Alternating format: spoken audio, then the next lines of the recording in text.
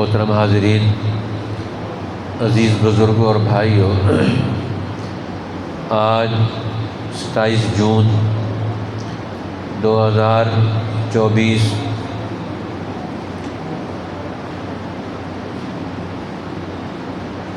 اور ذی الحجہ کا دوسرا عشرہ 1445 ہجری کا آج اس مہینے کا آخری بدھ درس حدیث پاک میں ہم شامل ہیں۔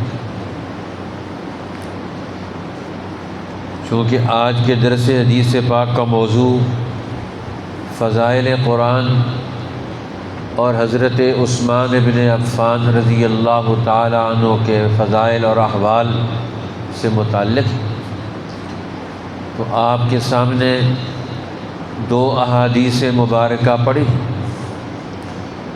ایک تو باب مناقب عثمان رضی اللہ عنہ، مشکوٰۃ المصابیح صفحہ نمبر 562، اور دوسرا باب فضائل القرآن سے حضرت عثمان بن عفان رضی اللہ تعالی عنہ کا اپنا روایت کردہ نبی پاک صلی اللہ علیہ وسلم سے حدیث پاک ام المومنین حضرت عائشہ صدیقہ رضی اللہ تعالی عنہا اس حدیث پاک کو بیان کر رہی ہیں۔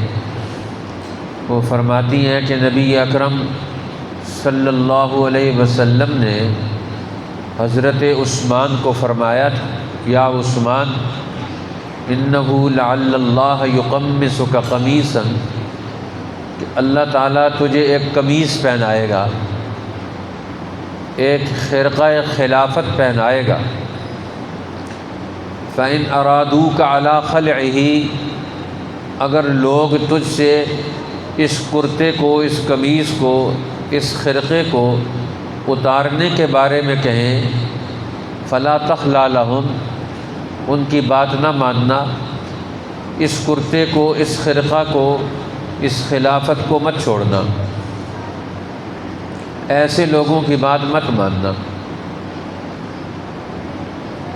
اب ایک تو یہ حدیث پاک ہے جو حضرت عثمان رضی اللہ تعالیٰ عنہ کے احوال اور مستقبل کے بارے میں خود نبی اکرم صلی اللہ علیہ وسلم نے پیشن گوئی کی۔ آپ نے ان کے بارے میں خود خبر دی کہ اگلا دور میری زندگی کے بعد اس دین حق کو دنیا میں عملی شکل دینے والے جو لوگ میری جماعت میں سے، ان میں سے ایک بڑا اور اہم کردار وہ حضرت عثمان بن عفان رضی اللہ تعالیٰ عنہ کا ہے کہ اللہ تعالیٰ نے انہیں خلافت راشدہ کے تیسرے تاجدار کے طور پر، کہ اس جماعت حق نے رسول اللہ کی اتباع میں دنیا میں دین حق کو غالب کیا، اس دین کو غالب کر کے دنیا کی ساری قوموں کو ہر قسم کی دنیا اور آخرت کی پریشانیوں سے نجات دلائی۔ حضرت عثمان بن عفان رضی اللہ تعالیٰ عنہ کو جب امیر اور خلیفہ بنایا گیا 24 ہجری میں، حضرت عمر بن الخطاب رضی اللہ تعالیٰ عنہ کی شہادت کے بعد جب ان کو خلیفہ بنایا گیا اور انہوں نے ذمہ داریاں سنبھالی، اجتماعی، قومی، بین الاقوامی، سیاسی، سماجی، علمی، اخلاقی، امت کی ہر قسم کی ذمہ داریوں کا انہوں نے بیڑا اٹھایا کہ پوری جماعت حق کے ساتھ مل کر اب یہ نیا دور پیدا کرنا ہے۔ پچھلے دور رسول اللہ کا دور اور شیخین حضرت ابو بکر اور حضرت عمر کے دور کے اقدامات امت اور دین کی ترقی کے حوالے سے، ان اقدامات کو آگے بڑھایا جائے گا، اس کے نتیجے میں انسانی زندگی کو اور زیادہ خوبصورت بنایا جائے گا، امت کا ہر مسئلہ حل کیا جائے گا۔ حضرت عثمان ابن عفان رضی اللہ تعالیٰ عنہ جب خلیفہ بنے تو سب سے پہلے ان کے ہاتھ پر حضرت عبد الرحمن ابن عوف جو اس 6 رکنی ٹیم کے ممبر تھے، جن کو حضرت عمر نے فرمایا تھا تم اپنے میں سے کسی کو خلیفہ بنا لو میری شہادت کے بعد، اور باقی لوگ پھر اس کی خلافت پر بیعت کر کے اس اجتماعی نظم کو آگے بڑھائیں۔ حضرت عمر نے جاتے ہوئے وصیتیں فرمائی، ایک تو یہ 6 رکنی ٹیم ہوگی جو عشرہ مبشرہ میں سے ہیں، اور ان میں سے ایک نام عبداللہ ابن عمر کا تھا کہ یہ مشورہ دے سکتے ہیں ان کو خلیفہ نہیں بنانا۔ بنو عدی میں سے خلافت کی ذمہ داریوں کا جواب دینے کے لیے صرف عمر ابن الخطاب کافی ہے، فرمایا اس کو خلیفہ نہیں بنانا، ہاں ان سے خلافت پر رائے طلب کر سکتے ہیں۔ اب حضرت عبد الرحمن ابن عوف نے اس ساری سچویشن کو ہینڈل کیا، سارے معاملات کو انہوں نے دیکھا، پرکھا، مشاورت کی، بڑوں سے، چھوٹوں سے، امراء سے، حکام سے، مردوں سے، عورتوں سے۔ ایک صحابی کے گھر گئے تو دیکھا کہ وہ سو رہے ہیں، فرمایا تم سو رہے ہو اور مجھے جو ذمہ داری سونپی گئی ہے میں 3 دن سے ایک رات میں آنکھ جھپکنے کے لیے بھی مجھے ٹائم نہیں ملا، 3 دن ہو گئے ہیں میں اسی کام میں لگا ہوں، کبھی کس سے ملاقات کرتا ہوں، کبھی کس سے ملاقات کرتا ہوں، کہ یہ امت کا سب سے بڑا مسئلہ ہے، اس کو حل کیا جائے۔ اور پھر انہوں نے مسجد نبوی میں رسول اللہ نے جو انہیں امامہ دیا تھا وہ امامہ باندھ کر، تلوار لٹکا کر مسجد نبوی کے ممبر پر آئے اور انہوں نے خطبہ پڑھ کر دین کے احکامات کی اہمیت اور اس کی عظمت بیان کر کے فرمایا کہ ہم نے یہ فیصلہ کیا ہے کہ عمر بن الخطاب کے بعد اس امت کے زمام اور اس کی ذمہ داریاں سنبھالنے کا امت کا جس پر اعتماد ہے سب لوگوں کا عثمان بن عفان ہے، لہٰذا میں سب سے پہلے بیعت کرتا ہوں۔ انہوں نے پہلی بیعت کی، پھر دوسری بیعت حضرت علی المرتضیٰ، دوسرا نمبر ان کا تھا، تو دوسرے نمبر پر حضرت علی المرتضیٰ رضی اللہ تعالیٰ عنہ نے ان کی بیعت کی۔ پھر اس کے بعد سب لوگوں نے یکے بعد دیگرے بیعت کی، اور سب کی بیعت کے بعد اب حضرت عثمان رضی اللہ تعالیٰ عنہ کی خلافت کا انعقاد ہو گیا، آپ خلیفہ بن گئے، خلیفہ مقرر ہو گئے، امت کی اجتماعی اہل حل و عقد کی اجتماعی رائے کے ساتھ ان کو یہ ذمہ داری مل گئی، اور اس ذمہ داری کے حوالے سے حضرت عائشہ رضی اللہ تعالیٰ عنہ یہ عرصہ دراز پہلے 24 ہجری 24 سال گویا یا 22 سال 24 سال پہلے حضور علیہ السلام کا یہ ارشاد نقل کر رہی ہیں کہ اللہ کے پیغمبر نے حضرت عثمان کو دیکھا اور فرمایا تھا یا عثمان انہ لعل اللہ یقمصک قمیصا، اللہ تجھے قمیض پہنائے گا۔ اب رسول اللہ فرما رہے ہیں اللہ قمیض پہنائے گا، تو اب اللہ نے خلافت کیسے دی؟ اس جماعت کے ذریعے سے، ان کی رائے بن گئی، ان کا مشورہ بن گیا، وہ مشورہ فیصلے میں ڈھل گیا، وہ فیصلہ حضرت عثمان کی خلافت کا اور امت کی ذمہ داریاں سنبھالنے کا وجود میں آ گیا۔ اب حضرت عثمان رضی اللہ تعالیٰ عنہ خلیفہ بنے، تو اب ان کے سامنے بڑے بڑے مسائل ان کے سامنے کھڑے تھے، لیکن سب سے پہلا انہوں نے جو خلافت کا پہلا خطبہ اور حکم جاری کیا خلیفہ بننے کے بعد، سب سے پہلا کام جو حضرت عثمان نے کیا وہ پہلا ہدایت نامہ وہ حکام کے نام تھا۔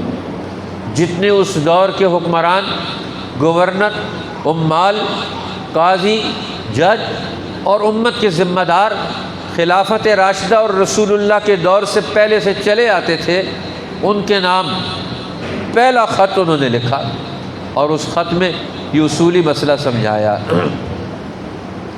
فرمایا اللہ نے حکام کو یہ حکم دیا ہے کہ وہ رعایا کے محافظ بنے۔ یہ جو اسلام خلافت اور حکومت کا تصور دیتا ہے، یہ حاکم بننے کا مطلب کیا ہے؟ رعایا کے محافظ بننے کا، ان کی جان مال عزت آبرو دین ایمان ان کی ہر چیز کی حفاظت کرنا، یہ ایک بنیادی ہدف اور مقصد ہے۔ اللہ نے تمہیں محافظ بنایا ہے رعایا کا، صرف محصول وصول کرنا، ٹیکس وصول کرنا یہ نہیں تمہیں بنایا کہ تم صرف محصول وصول کرنے والے مت بنو، اور اگر تم وصولی کے چکر میں رہو گے حکمران، لوگوں کی جان مال اور ان کی حفاظت کا منصوبہ نہیں بناؤ گے، اقدام نہیں کرو گے، اور صرف لوگوں سے ٹیکس وصول کرنے کے چکر میں رہو گے تو نتیجہ کیا نکلے گا؟ تو تمہارے اندر سے، قوم کے اندر سے حیا، دیانت داری اور وفاداری اٹھ جائے گی۔ حضرت عثمان نے پہلا خطبہ یہ دیا کہ قوم کا حکمران طبقہ قرآن کے علم کی روشنی میں، رسول اللہ کی سیرت کی روشنی میں اور خلفائے راشدین کی، پچھلے 2 شیخین کی سیرت خلافت کی روشنی میں جو انہوں نے سمجھا اور اس کو حکم نامے میں ڈھال دیا، فرمایا اگر تم نے رعایا کے محافظت کا اور ان کے حقوق کی حفاظت کا کردار ادا نہ کیا اور ان سے صرف ٹیکس لگا کر وصولی کرنے کا چکر بنائے رکھا تو نتیجہ کیا نکلے گا کہ تمہارے اندر سے حیا، دیانت داری اور وفاداری یہ جذبہ اٹھ جائے گا۔ اور پھر اس کے بعد کیا ہوگا؟ اور میں آگاہ ہو جاؤ، سب سے عمدہ سیرت یہ ہے کہ حکمرانوں تم مسلمانوں کے حقوق اور فرائض کا خیال رکھو، تم ان کے درمیان رابطے کا کام دو، ان کے حقوق کے تحفظ کا کردار ادا کرو، ان کا مالی حق ادا کرو اور ان سے وہ کام لو جو ان کے ذمے ہیں۔ شریعت نے، دین نے، اجتماعی نظام نے جو ان کے ذمے کام لگائے ہیں وہ کام ان سے لو، تم ان کے حقوق ادا کرو اور ان کے حقوق ادا کرنے کی شکل میں ان سے واجبات وصول کرو۔ اور فرمایا اس کے بعد دوسرا تمہاری ذمہ داری یہ ہے کہ جو معاہدین غیر مسلم ہماری حکومت میں رعایا بن کر رہ رہے ہیں، ذمی، ان کی جان مال عزت آبرو اور ان کے تمام چیزوں کی حفاظت کرنا یہ بھی تمہارے ذمے ہے۔ یہ اللہ اور اللہ کے حضرت ابو بکر صدیق نے پہلا خلافت کا جو خطبہ دیا تھا اس میں بھی انہوں نے فرمایا یہ جو غیر مسلم ہے یہ اللہ اور اللہ کے رسول کے معاہدے کی شکل میں ان کی حفاظت کرنا تمہارے اوپر فرض ہے۔ حضرت عثمان نے اس کو بھی دہرایا اور فرمایا پھر تیسرا درجہ تمہارے ذمے کیا ہے کہ جو اب تمہارے دشمن ہیں، تمہارے نظام کو توڑنا چاہتے ہیں، تمہارے عوام کے خلاف کردار ادا کرنا چاہتے ہیں، اب تم ان دشمنوں کے معاملات کو دیکھو، ان کو کیسے رکاوٹ ڈالو گے، دشمن کی پالیسیوں کو کیسے توڑو گے۔ اب یہ 3 اہم کام سب سے پہلے خطبہ خلافت میں حضرت عثمان ابن عفان رضی اللہ تعالی عنہ نے وہ پہلا مراسلہ جاری کر کے، پہلا خطبہ دے کر انہوں نے اپنی خلافت کا پورا آنے والے دور کا نقشہ واضح کر دیا کہ ہم کن امور کو ایڈریس کریں گے، ہم کن کاموں کو بنیاد بنا کر یہ اگلا دور پیدا کریں گے۔ اب حضرت عثمان رضی اللہ تعالیٰ عنہ کا خلافت راشدہ میں سب سے لمبا دور ہے، 12 سال ان کو خلافت کا دور ملا، 12 سالہ دور خلافت، جس دور خلافت میں حضرت عمر بن الخطاب رضی اللہ تعالیٰ عنہ کے زمانے میں جتنے ملک فتح ہو چکے تھے، اس کے بعد فتوحات کا اگلا سلسلہ شروع ہوا، عجمی قوم اسلام میں داخل ہو گئی۔ اب یہ وسط ایشیا کے علاقے فتح ہو گئے، افریقہ پورا فتح ہو گیا اور مشرقی یورپ کی دہلیز تک حضرت عثمان ابن عفان کے زمانے تک پہنچ گئے۔ آپ کا یہ بلوچستان کا علاقہ اور افغانستان یہ حضرت عثمان ابن عفان کے دور میں فتح ہو گیا۔ ان ساری قوموں کی فتوحات کا پورا دور پیدا کرنے کے بعد حضرت عثمان ابن عفان رضی اللہ تعالیٰ عنہ نے اپنی خلافت کا استحکام پیدا کیا۔ اور خلافت کا استحکام کیا تھا؟ جتنے وسائل آ رہے ہیں وہ سارے قوم پر، امت پر خرچ کر دیے۔ ہر آنے والے دن میں جتنے وسائل مہیا ہوتے ہیں وہ قوم پر اور عوام پر خرچ کیے جاتے ہیں۔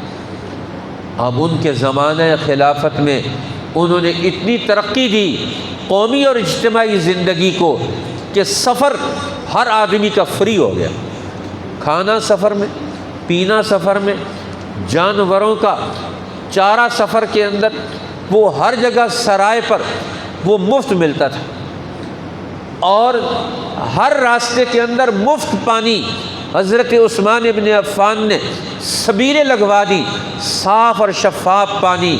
اتنی بڑی مملکت کے اندر آج چھوٹے چھوٹے ملک ہیں اور پانی وہاں پیسوں کا عوام خریدتے ہیں۔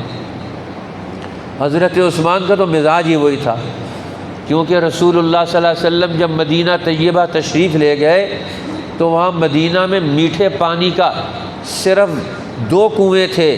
ایک کنواں ایک یہودی کے پاس تھا۔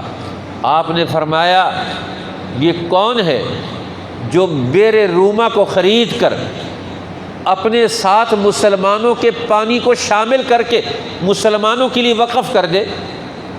حضرت عثمان کھڑے ہو گئے، یا رسول اللہ میں بیر روما خرید کر اسے وقف کروں گا؟ وہ یہودی کے پاس گئے تو وہ کہنے لگا کہ یہ تو میرا کاروبار ہے، پانی بیچتا ہوں۔ تو آپ نے فرمایا تو مجھے بیچ دے، پیسے لے لے۔ اس نے کہا میں تو پیسے نہیں لیتا، بیچتا بھی نہیں ہوں۔ حضرت عثمان اس کے پاس رابطے میں رہے، پھر اسے قائل کیا کہ تم آدھا کنواں بیچ دو۔ آدھا کنواں انہوں نے اس سے خرید لیا۔ اب آدھا کنواں خریدا اور خرید کر اسے آ کر رسول اللہ کی خدمت میں پیش کر دیا۔ فرمایا یا رسول اللہ یہ آپ کے پاس یہ کنویں کی اتھارٹی آ گئی۔ فرمایا اس کو امت کے لیے وقف کر دو، ایک دن تمہارا ایک دن یہودی کا۔ اب جو حضرت عثمان کا دن ہوتا تو اس دن لوگوں کو پانی مفت میں ملتا، دوسرا دن یہودی کا ہوتا تو وہ بیٹھا رہتا، انتظار کرتا کون پانی خریدے گا، وہ اگلے دن مفت پانی بھر لیں گے۔ تو اس نے کچھ ہفتے انتظار کیا، وہ کہنے لگا دوسرا حصہ بھی خرید لو۔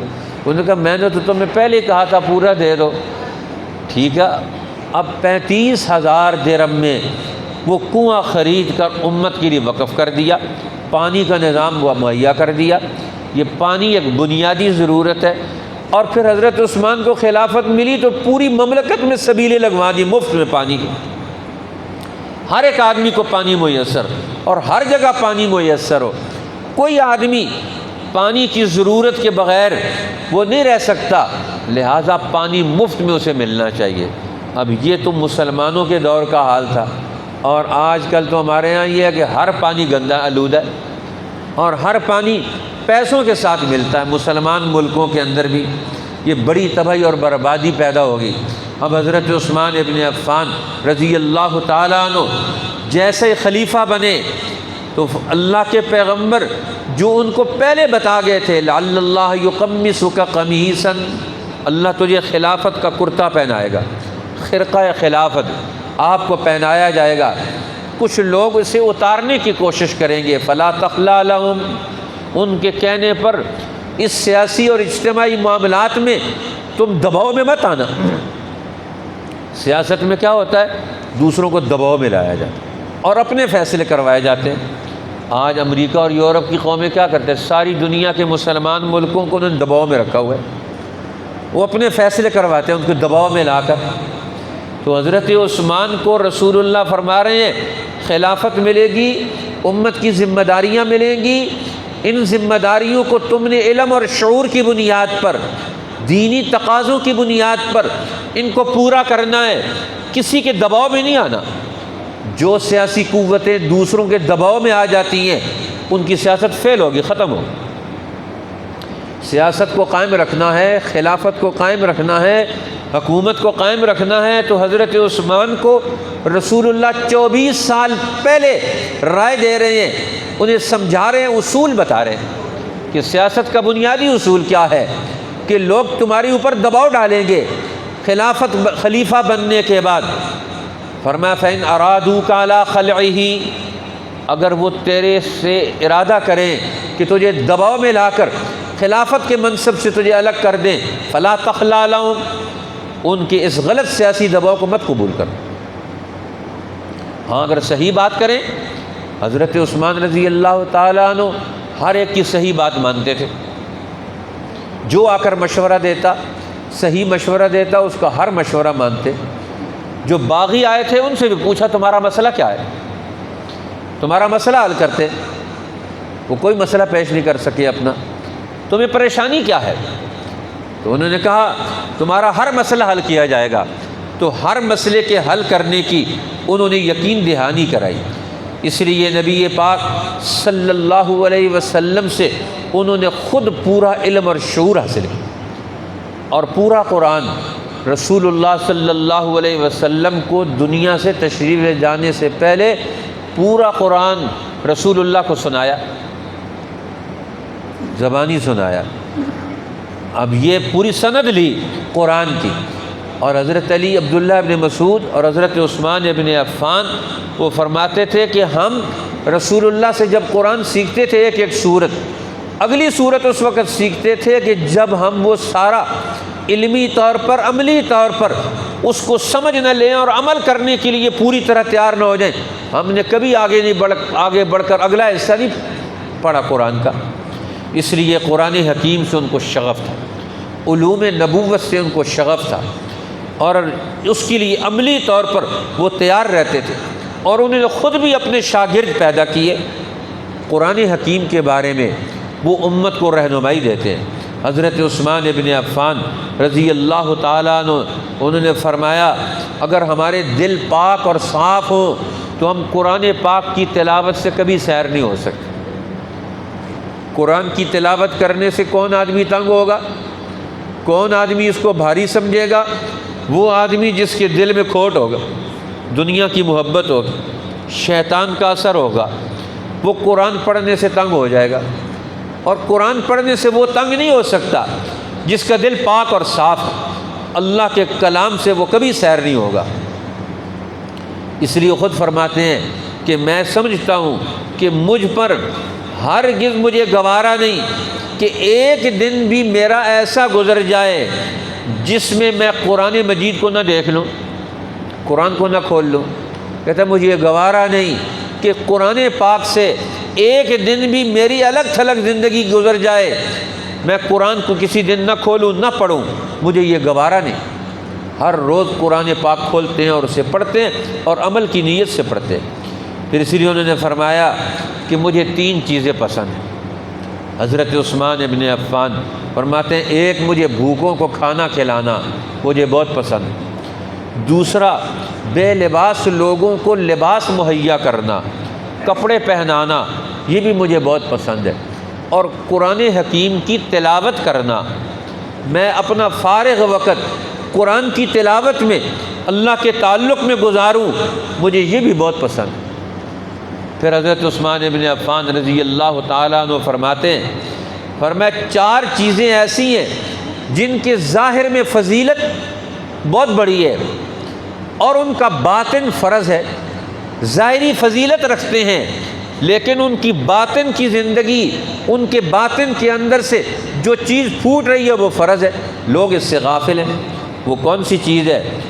فرمایا نیک سیرت لوگوں کی مجلس میں، صحبت میں بیٹھنا یہ فضیلت کا باعث ہے کہ آپ نیک لوگوں کی مجلس میں بیٹھیں، اچھے لوگوں کی مجلس میں بیٹھیں، صاحب علم لوگوں کی مجلس میں بیٹھیں، اس کی بڑی فضیلت ہے۔ لیکن بیٹھنے کے بعد اقتداء کسی اور کی کریں، فرمایا ان کے پیچھے چلنا فرض ہے۔ ان کی مجلس میں بیٹھنے کی فضیلت ہے لیکن ان کی اقتداء کرنا فرض ہے۔ ان کے پیچھے چلو، جو وہ رائے دیتے ہیں، جو بات سمجھاتے ہیں، جو مسئلہ بتاتے ہیں، اس پر تم کیا کرو؟ فرمایا اس پر تم عمل کر کے دکھاؤ۔ اسی طرح فرمایا دوسری چیز، قرآن حکیم کی تلاوت کرنا، اس میں بڑا فضیلت ہے، بڑا اجر ہے۔ اور اس کا باعث ہے، لیکن قرآن کی اقتداء کرنا، اس کے پیچھے چلنا، اس کو عمل میں لانا، یہ تو فرض ہے۔ قرآن کی تلاوت فضیلت اور اجر کا باعث ہے، لیکن اس پر عمل کرنا یہ فرض ہے۔ اور تیسری چیز فرمایا قبروں کی زیارت کرنا، یہ فضیلت کی بات ہے، اور موت کی تیاری کرنا فرض ہے۔ قبرستان چلے جاتے ہیں لیکن موت کی تیاری نہیں کرتے۔ کہتا ہے قبر کی زیارت فضیلت کا کام ہے، لیکن موت کی تیاری کرنا تو فرض ہے۔ اس لیے حضرت عثمان رضی اللہ تعالیٰ عنہ خود ہی قبرستان جایا کرتے تھے اور اتنا روتے تھے، آنکھوں سے آنسو نکلتے، داڑھی مبارک تر ہو جاتی۔ کسی نے پوچھا جنت جہنم کے تذکرے پر نہیں روتے، آپ قبر کے تذکرے پر روتے ہیں؟ فرمایا ہاں، آخرت کی منزلوں میں پہلی منزل قبر ہے، جس کی قبر صحیح ہو گئی وہ آگے کامیاب ہو گیا، اس لیے مجھے یہاں آ کر رونا آتا ہے۔ اور فرمایا چوتھی چیز، مریض کی عیادت کرنا فضیلت کا باعث ہے، لیکن اس کی مرض دنیا سے اگر وہ چلا جائے تو بعد میں جو ذمہ داریاں چھوڑ کر جائے گا اس کی وصیت اس سے لینا، اس کی ذمہ داریوں میں کون کون سی چیزیں، یہ فضیلت، وصیت حاصل کرنا اس کی یہ فرض ہے کہ وہ وصیت کیا کرنا چاہتا ہے۔ اسی طریقے سے حضرت عثمان رضی اللہ تعالیٰ عنہ وہ فرماتے ہیں 10 چیزیں ایسی ہیں جن کے ضائع ہونے کا مجھے بہت خدشہ ہے، لوگ اس کے بارے میں غافل ہیں کہ وہ چیزیں ضائع ہو جائیں گی، اس لیے مجھے اس کا خدشہ ہے۔ پہلی چیز فرمایا وہ عالم جس سے کوئی علم کا، عمل کا، دین کی رہنمائی کا سوال کرنے والا نہ ہو، اس عالم کے ضائع ہونے کا مجھے خدشہ ہے۔ جہاں علماء موجود ہوں ان کے پاس جاؤ اور جا کر ان سے مسائل پوچھو، آپ مسئلہ پوچھیں گے ان کا علم تازہ رہے گا، ان کا علم قائم رہے گا، ان سے سوال کریں، جا کر ان کے پاس علم کی مجلس لگائیں، اپنے علماء کو زنگ نہ لگنے دیں، تازہ بتازہ رکھیں ان کو۔ فرمایا وہ عالم، ایک وہ عالم ہے جس سے سوال نہ کیا جائے، مجھے اس کے علم کے ضائع ہونے کا خدشہ ہے۔ فرمایا دوسرا وہ علم، اس کی بھی ضائع ہونے کا خدشہ ہے جس علم کے مطابق عمل نہ کیا جائے۔ اور تیسری چیز فرمایا درست رائے، صحیح رائے اگر کوئی دے اس رائے کو قبول نہ کیا جائے، مجھے اس کا بھی خدشہ ہے کہ لوگ سوچنا ہی چھوڑ دیں گے، پھر آپ کو کوئی سچی رائے نہیں دے گا، ہر ایک آدمی اپنی ذمہ داری پر پھر آگے بڑھے گا۔ مشاورت کا عمل قوم اور امت کے اندر سے ختم ہو جائے، اجتماعیت ختم، اجتماعیت ختم تو ان کی طاقت ختم۔ اجتماعی طاقت اجتماعی رائے میں، اور ہر آدمی اپنے قومی اور اجتماعی معاملات میں رائے دینے کی صلاحیت رکھے۔ فرمایا سچی رائے آئے، صحیح رائے آئے اور اس رائے کو ختم کر دیا جائے، یہ بھی غلط بات ہے۔ اسی طرح فرمایا چوتھی چیز کہ لوگوں نے اسلحہ رکھا ہوا ہو اور اس اسلحے کو استعمال ہی نہ کریں، وہ اسلحہ ضائع ہو جائے گا۔ جب دشمن آئے تو اس وقت تو تمہارا اسلحہ زنگ آلود ہو، وہ کام ہی نہ کر سکے، تو پھر فائدہ کیا ہوگا اس کا؟ اب جو چیز تمہارے پاس ہتھیار ہے، بچاؤ ہے، اس بچاؤ کو فعال رکھو، مضبوط رکھو اس کو۔ اسی طرح فرمایا پانچویں چیز وہ مسجد ہے جس مسجد میں نماز نہ پڑھی جائے، جس مسجد کے نمازی نہ ہو، مسجد ہے اور مسجد کے نمازی نہیں، فرمایا مجھے اس مسجد کے ضائع ہونے کا بھی خدشہ ہے، اور پھر یہ مسجد بد دعا دیتی ہے ان علاقے والوں کو۔ اور فرمایا چھٹی چیز وہ قرآن حکیم کے نسخے، مصحف جو رکھے ہوئے ہیں اور ان کی تلاوت کرنے والا کوئی نہیں۔ ہر آدمی گھر میں جائے، مسجد میں آئے، روزانہ کسی نہ کسی قرآن کے نسخے کو اٹھا کر اس میں سے چاہے ایک آیت پڑھ لے، تاکہ قرآن کے ہر نسخے کا حق ادا ہو جائے، اور کچھ نہیں تو اس کو کھول کر دیکھ لیں۔ ہم نے یہاں کوشش کی ہے الحمدللہ، یہ 6 پھٹے میں نے لگا کر رکھے ہیں یہاں، ہر وقت ان پر قرآن پاک پڑھا رہے، جو آدمی مسجد میں آئے تو کم از کم قرآن کھولے، ایک آیت پڑھ لے، تاکہ قرآن کے کھلنے کا دور پیدا ہو جائے۔ اب حضرت عثمان ابن عفان رضی اللہ تعالیٰ عنہ کو ان دینی، قومی اور اجتماعی ذمہ داریوں کے حوالے سے کتنا بڑا احساس، اور فرمایا 7ویں چیز وہ مال ہے، مال کما تو رہے ہیں لیکن اس سے رائے حق پر خرچ نہیں کر رہے ہیں، یہ مال ضائع ہو گیا۔ اور 8ویں چیز فرمایا وہ گھوڑا ہے جس پر سواری نہ کی جائے، تو گھوڑے پر سواری نہیں کریں گے تو اگلے دنوں میں وہ سواری کے قابل نہیں ہو، وہ آپ کو سفر نہیں کروائے گا، وہ آپ کو میدان جنگ میں کوئی کرتب اپنا نہیں دکھائے گا، وہ اپنی پوزیشن، اپنی نوعیت اور اپنی حیثیت بھول جائے گا۔ اور فرمایا 9ویں چیز، دنیا کے طلبگار کے پیٹ میں زہد کا علم۔ اب ظاہر کرتا ہے میں زاہد ہوں، دنیا سے محبت نہیں، لیکن اندر اس کی دنیا کی طلب ہے، تو دنیا کی محبت رکھنے والا جو طبقہ ہے یہ قوم کے لیے، امت کے لیے سب سے زیادہ مصیبت ہے۔ اور 10ویں چیز فرمایا لمبی عمر مل جائے لیکن لمبی عمر میں آخرت کی تیاری نہ ہو، یہ بھی بڑے افسوس کی بات ہے۔ اس لیے قرآن حکیم کی تلاوت حضرت عثمان خود بھی کرتے تھے، کثرت سے کرتے تھے، اور لوگوں کو بھی حکم دیتے تھے۔ اور کسی نے پوچھا کہ آپ قرآن حکیم اتنی توجہ سے کیوں پڑھتے ہیں؟ فرمایا اس لیے کہ قرآن برکت والی کتاب ہے، مبارک ہے، اور دنیا میں سب سے بڑی برکت والی ذات محمد الرسول اللہ، وہ نبی یہ قرآن لے کر آئے، تو میں اس برکت والی قرآن کو، اس برکت والے نبی کی لائی ہوئی کتاب کو میں کیوں نہ پڑھوں؟ اپنی وفات کے وقت بھی آپ کا معمول کیا تھا؟ کثرت سے قرآن پاک کی تلاوت کرنا۔ کئی نسخے قرآن پاک کے کثرت سے تلاوت کرنے کی وجہ سے پھٹ گئے، ساری رات دن میں قوم اور امت کے کاموں میں وقت لگاتے ہیں اور رات کو کھڑے ہو کر قرآن پڑھتے ہیں، کبھی نماز میں اور کبھی دیکھ کر بھی قرآن پاک پڑھتے ہیں۔ مکہ مکرمہ میں تشریف لے گئے حضرت عثمان بن عفان رضی اللہ تعالیٰ عنہ حج کرنے کے لیے، تو اب انہوں نے حجر اسود کے سامنے ایک رات میں ایک رکعت میں پورا قرآن پڑھ لیا کھڑے ہو کر۔ اب حالانکہ جو ان کی خلافت کا دور ہے تو ان کی عمر اس وقت 70 سال 80 سال کی عمر میں ان کی وفات ہوئی، 80-82 سال کی عمر میں، تو آپ دیکھ لیں یہ 60-70 سال کی عمر میں ایک آدمی کھڑے ہو کر رات کو پورا قرآن پڑھ لیتا ہے۔ یہ شوق اور محبت کے بغیر تو نہیں ہو سکتا۔ قرآن سے ان کو کتنا شغف اور شوق تھا جس کی وجہ سے ہر وقت اس کے لیے کردار ادا کرتے۔ کسی نے حضرت عثمان سے پوچھا کہ آپ کو قرآن کے مطالعے سے کیا چیز ملی؟ فرمایا مجھے قرآن کے مطالعے سے پتہ چلا شیطان اور انسان کی آپس میں جنگ ہے، شیطان اور انسان کے درمیان جھگڑا ہے، مجھے اس کی حقیقت معلوم ہو گئی، اور میں اس بات سے آگاہ ہو گیا کہ شیطان ہر ممکن طریقے سے انسان کو گمراہ کرنے کی کوشش کرتا ہے۔ وہ آدم علیہ السلام کو گمراہ کرنے کی کوشش کرتا ہے، وہ ابراہیم علیہ السلام کی راہ میں رکاوٹ ڈالتا ہے، تو ہم اس کے مقابلے میں کیا چیز ہے؟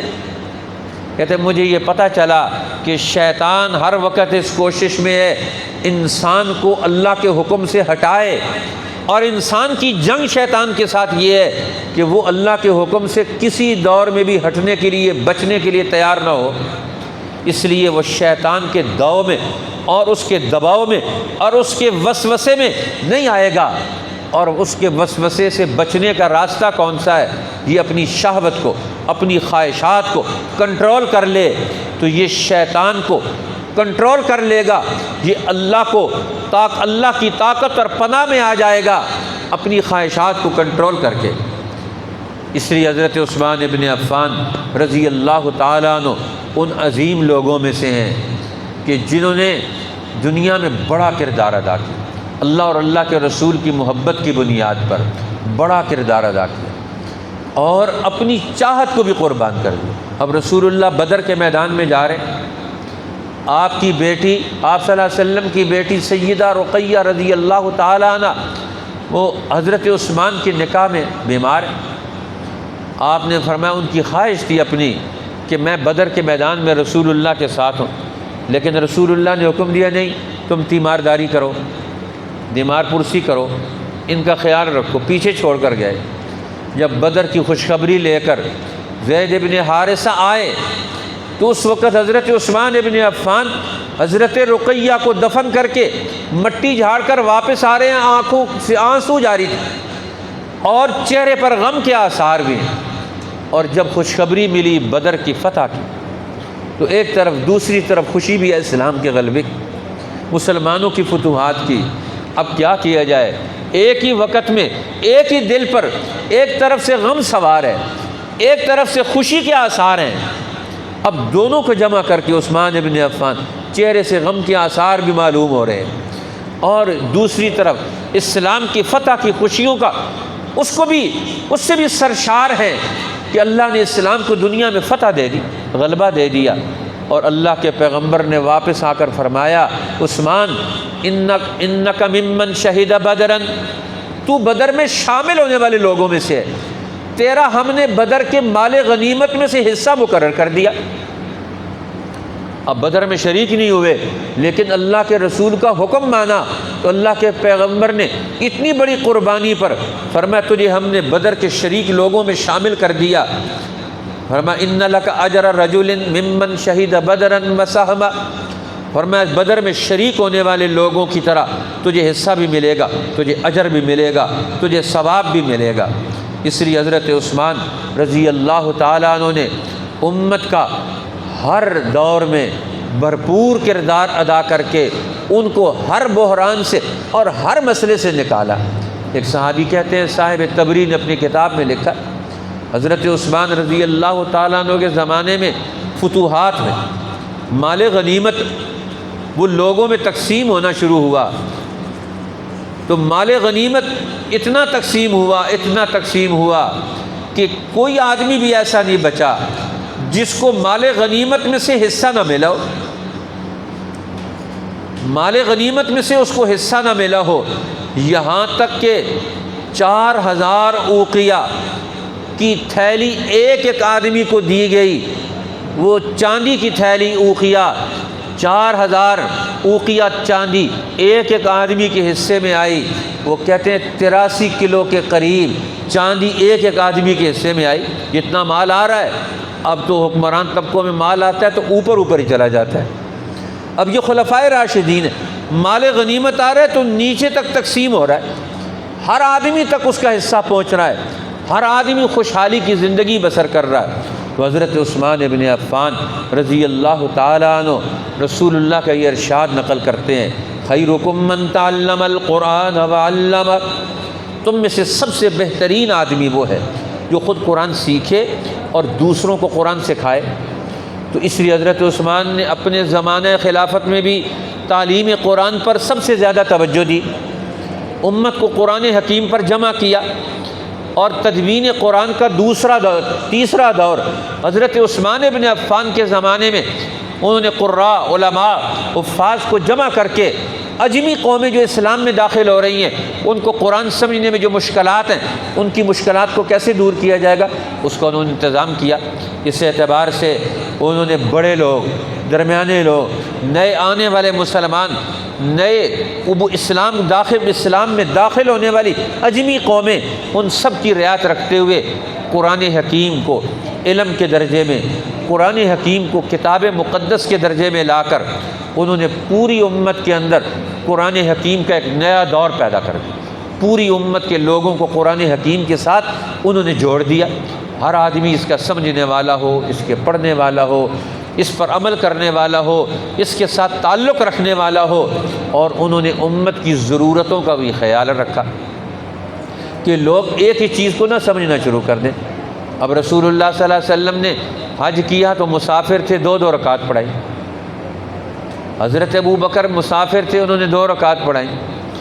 حضرت عمر نے حج کیے، امیر حج بن کر گئے تو انہوں نے بھی 2 رکعت پڑھائی، مسافر تھے۔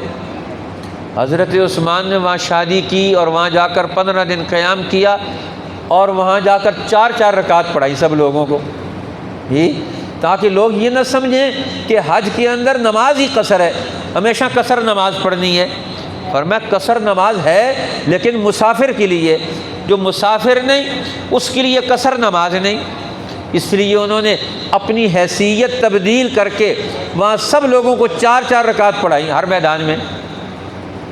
ظاہر ہے کہ وہ خلیفہ وقت ہے اور انہوں نے نماز پڑھانی ہے۔ حضرت امام اعظم امام ابو حنیفہ رحمۃ اللہ علیہ کے زمانے میں کوفہ میں ایک آدمی حضرت عثمان کے خلاف بہت پروپیگنڈا کرتا تھا، عجیب قسم کی باتیں بیان کرتا تھا۔ تو امام ابو حنیفہ رحمۃ اللہ علیہ آج کل تو ہمارے یہاں لوگوں کو سمجھانے کا انداز غلط ہو گیا، ہم لڑائی جھگڑا پیدا کر لیتے۔ تو امام اعظم امام ابو حنیفہ رحمۃ اللہ علیہ ایک دن تحفے تحائف لے کر اس کے گھر جا پہنچے، رات کے وقت میں دروازہ کھٹکھٹایا، ان کو تحفے تحائف دیے، بیٹھ کر فرمایا میں تمہاری بیٹی کے لیے رشتہ لے کر آیا ہوں۔ تو سبحان اللہ، آپ جیسا آدمی ہمارے لیے اتنا قدردان ہے۔ فرمایا ایسا رشتہ ہے کہ وہ بچہ دولہا حافظ بھی ہے، عالم بھی ہے، تاجر بھی ہے، مالدار بھی ہے، اور بڑی وجاہت والا بھی ہے، خوبصورت بھی ہے، ساری چیزیں اس کے اندر ہیں۔ اس نے کہا سبحان اللہ، آپ نے اتنے اوصاف کا حامل رشتہ ہماری بچی کے لیے تلاش کیا، ہم تو آپ کے مشکور ہیں۔ فرمایا صرف ایک بات ہے، وہ یہودی ہے۔ اب اس کو غصہ آ گیا، کہنے لگا آپ میری بچی کے لیے یہودی کا رشتہ لے کر آ گئے۔ وہ حضرت عثمان کو نعوذ باللہ یہودی کہتا تھا۔ تو آپ نے فرمایا تو اپنی ایک بچی کے لیے یہودی کا سارے اوصاف ہوں تو ایک اپنی بچی کے لیے یہودی کا ایک وصف برداشت نہیں کر سکتا، رسول اللہ کی دو بیٹیوں کے لیے حضرت عثمان ان کے شوہر ہیں، اور تو ان کے بارے میں کیا کہتا ہے؟ اب دیکھو، تنہائی میں جا کر اس کو مسئلہ سمجھایا تو اس کو فوراً سمجھ آ گئی، وہ فوراً پاؤں میں گر گیا، کہنے لگا مجھ سے غلطی ہو گئی کہ میں توبہ کرتا ہوں، اتنے بڑے لوگوں کے بارے میں ہم نے کیا رائے بنا لی۔ اب دیکھ لو امت کا کتنا بڑا عظیم کردار ہے حضرت عثمان ابن عفان رضی اللہ تعالیٰ عنہ، لیکن دشمن ان کے دور میں اور ان کے حوالے سے امت کے اندر غلط رائے پیدا کرنا چاہتے ہیں، حالانکہ وہ دین کے بنیادی ستونوں میں سے جنہوں نے دین حق کو قائم کر کے دکھایا۔ رسول اللہ ان پر اعتماد کر رہے ہیں، حضرت عمر ان پر اعتماد کر رہے ہیں، حضرت عثمان ان پر اعتماد کر رہے ہیں، حضرت عمر رسول اللہ اعتماد کر رہے ہیں، اپنا نائب بنا کر صلح حدیبیہ میں بھیج رہے ہیں، حضرت ابو بکر اعتماد کر رہے ہیں کہ آخری وقت میں وصیت لکھوا رہے ہیں، حضرت عثمان کو بلا کر فرماتے ہیں خلافت کے اگلے دور کی وصیت لکھو۔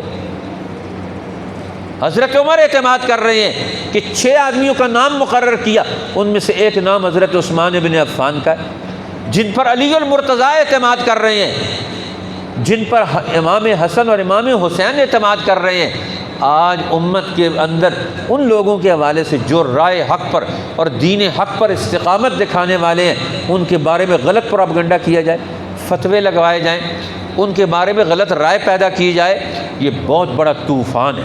اس لیے حضرت عثمان کے زمانے سے ہمیں اس بات کی طرف بھی توجہ ملتی ہے کہ ہم دین حق کی رہنمائی کی طرف پڑھیں۔ اللہ جل شانہ ہمیں خلفائے راشدین کا یہ دور، جس نے امت کے ہر طبقے کو سنبھالا، علم کو سنبھالا، عمل کو سنبھالا، امت کے ہر طبقے کو سنبھالا، اور قیامت تک کے آنے والے انسانوں کو رہنمائی دے کر گئے۔ وقت نہیں ہے حضرت عثمان کے زمانہ خلافت کی اصلاحات کا اور ان کے ادوار کا تذکرہ کیا جائے۔ اللہ جل شانہ ہمیں اس کی توفیق نصیب فرمائے کہ ہم تاریخ کا صحیح مطالعہ کر کے، ہم تاریخ اسلام کا صحیح پہلو اپنی نسلوں کے سامنے پیش کر کے ہم انہیں کامیاب ترین دور کی طرف لے کر آئیں۔ اللہ تعالیٰ ہمیں اس کی توفیق عطا فرمائے۔ وآخر دعوانا الحمد للہ رب العالمین۔